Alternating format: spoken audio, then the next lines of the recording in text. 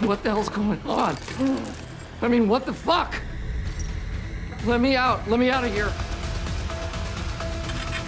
Let me out of here. Right now. He wakes up and he's in an unfamiliar environment. It's not like a prison or anything, I mean, at least at first, but then as the drugs start to wear off and the reality creeps in, it shifts into a different place.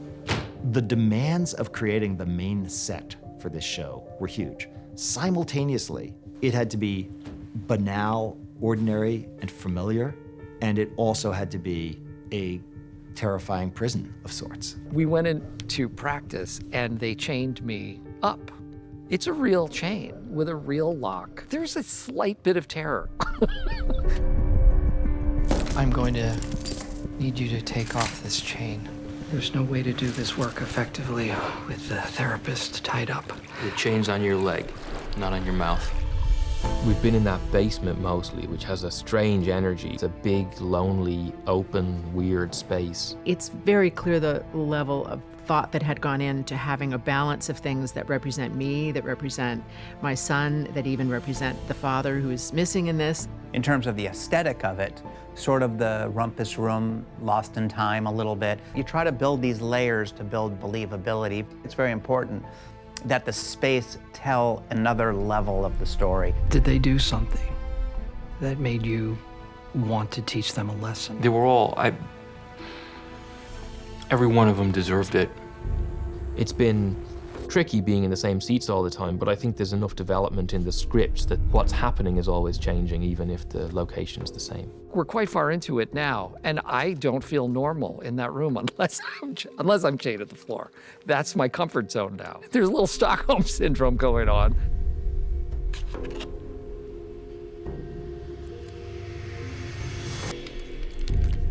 The set is the set. So how do you give some fresh looks and how do you keep the audience wanting to look at it even if they're not thinking about it? Lighting was really a chance to make things feel different. Just being in one room for so long is a challenge in and of itself. How are we going to approach this? How are we going to tell the story in this limited space? The way they designed it's so smart. They put in different kinds of windows in specific places. You know, they created all this depth within this one room. The glass blocks were something that they brought that have allowed the light to create this kind of dimensional quality. You can really feel the time of day and the passage of time and the travel of the sun in that set. And it really helps us to drive this feeling home of him being trapped.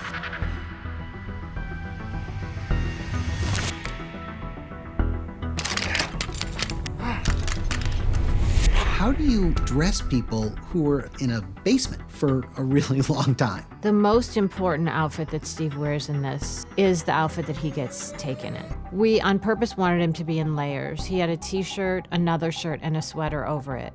It gave us something to play with for all those days and nights. Sam's clothes purposefully are not telegraphing anything. If there was a challenge, it was not to do Silence of the Lamb. We could all meet this gentleman on the street and it would not trigger anything. The rest of it comes in the script and the acting. Because we're not shooting this like a TV show. You know, we're approaching this the way you might approach a narrative film. Storytelling is a collaboration, and you add actors, and you add production designers, and you add makeup and hair, and each one of these details says something huge about the characters in the story that you're telling. Working collaboratively with other departments is one of the hallmarks of this business. Everyone's part of this ensemble, and they all want it to be good. You can sense it.